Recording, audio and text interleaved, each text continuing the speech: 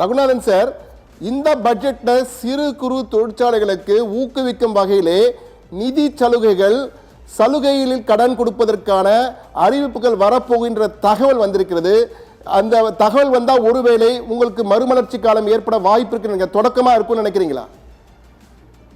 கண்டிப்பாக. அதாவது பொதுவாகவே ஒரு தொழில் முனைபவன் ஒரு நம்பிக்கையில தான் தொழிலை பண்ண முடியும்.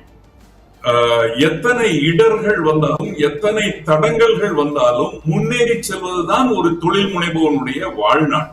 அப்போ இத மாதிரியான அறிவிப்புகள் அதை ஃபெசிலிட்டேட் பண்ணும், அவர்களுக்கு ஒரு நம்பிக்கை ஆதாரத்தை வளர்க்கும். ரகுநாதன் சார், ஒரே நிமிடம். இப்போது நிதியமைச்சர் நிர்மலா சீதாராமன் தாக்கல் செய்யப்படுகின்ற பட்ஜெட்டுடைய நகல்களை எல்லாம் தற்போது எடுத்துக்கொண்டு ஜனாதிபதி மாளிகைக்கு செல்கின்ற காட்சிகள் வந்து கொண்டிருக்கிற நேரலையில் நீங்கள் பணிகளும் பார்க்கலாம்.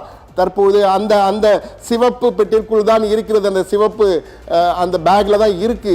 என்ன சொல்ல போறாங்கன்னு, உங்க எம்எஸ்எம்இ வந்து புத்துணர்ச்சி அடைய போகிறதா, மறுமலர்ச்சி காலம் தொடங்க போகிறதா, அதற்கான சிறப்பு அறிவிப்புகள் எதுவும் இருக்கிறதா என்பது குறித்தெல்லாம் அந்த சிவப்பு பேக்ல தான் இருக்கு தகவல்கள்.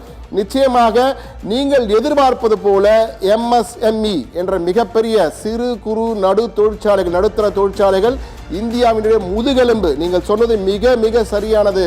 அந்த அளவிலே இன்று அந்த பட்ஜெட்டிலே மிக முக்கியமான தகவல்கள் நிச்சயமாக இருக்கும். உங்களுக்கான அறிவிப்புகள் எம்எஸ்எம்இ செக்டரை வந்து மீண்டும் பெரிய அளவு கொண்டு வருவதற்கான வாய்ப்புகள் அதிகம் இருக்கும் என்று நினைக்கிறேன். ரகுநாதன் சார், மீண்டும் என்னுடைய ஒரு கேள்வி.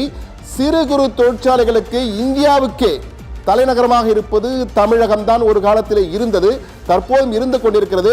எனவே தமிழக சிறு குறு தொழிற்சாலைகளுக்கு ஏதேனும் முக்கிய அறிவிப்புகள் வரப்போகின்றது என்று நீங்க நினைக்கிறீங்களா? ஏன்னா நிச்சயமா நீங்க நிதியமைச்சரோட பேசியிருப்பீங்க, பல தகவலை கொடுத்திருப்பாங்க. அவங்க ஏதேனும் தகவல் உங்களோட பகிர்ந்து கொண்டார்களா ரகுநாதன் சார்? இந்த அமெரிக்க வரி விதிப்பினால் மிக பாதிப்பு அதிகமாக உணர்ந்த மாநிலம் தமிழகம்.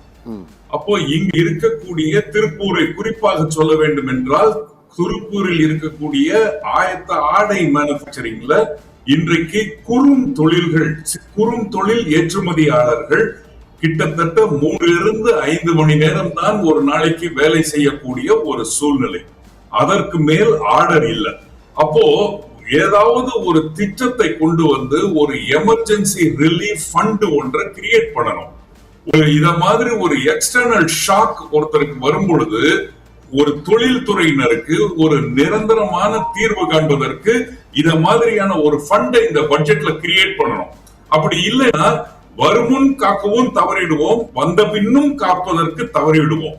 ஒவ்வொரு வாட்டியும் புதுசா ஆலோசனை நடத்தி ஸ்கீம் கொண்டு வரேன்னு சொல்லி நாட்கள் கடத்தப்படுவதை நிறுத்தி கொள்ள வேண்டும். ஒரு ரிலீஃப் ஃபண்ட், ஒரு ஸ்டாண்டர்ட் ஆபரேட்டிங் ப்ரொசீஜர் இதற்காக கொண்டு வரணும். எவ்வளவோ ஃபண்ட் பட்ஜெட்ல அனௌன்ஸ் பண்றோம்.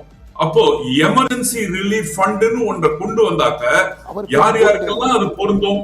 திடீரென்று ஒரு போர் மூழக்கூடிய நேரத்திலே பாதிக்கப்பட்டால், வர்த்தகம் பாதிக்கப்பட்டால் மீளுவதற்கு உபயோகப்படுத்தப்படும். டாரிஃப் போன்றவற்றிலிருந்து காப்பாற்றப்படுவதற்கு உபயோகப்படுத்தப்படும். எக்ஸ்சேஞ்ச் ரேட்னுடைய வேரியேஷன்னால காப்பாற்றப்படுவதற்கு உபயோகப்படும். இம்போர்ட் கொண்டு வரும் பொழுது சில நேரங்களிலே தட்டுப்பாடுகள் ஏற்படும் பொழுது, எதிர்பாராத கட்டுப்பாடுகள் வரும் பொழுது, நடுவுல சில காலகட்டத்தை சைனாவிலிருந்து வரக்கூடிய பொருட்கள் தட்டுப்பாடு கொண்டு வரப்பட்டது. அப்போ பினிஷ்டு ப்ராடக்ட் போக முடியல, கண்டெய்னர் கிடைக்கல.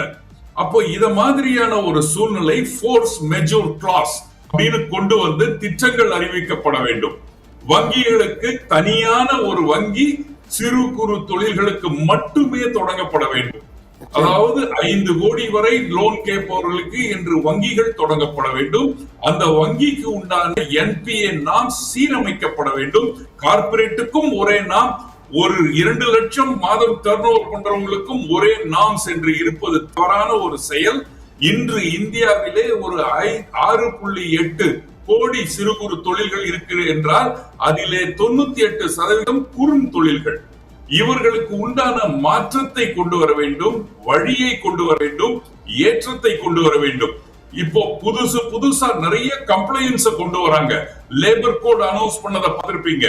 இன்றைக்கு நேற்று வந்த ஒரு திட்டம் இபிஎஃப்ஓல 15,000 25,000 மாற்றப் போவதை பற்றி பேசுவது. அது தேவையான ஒன்று.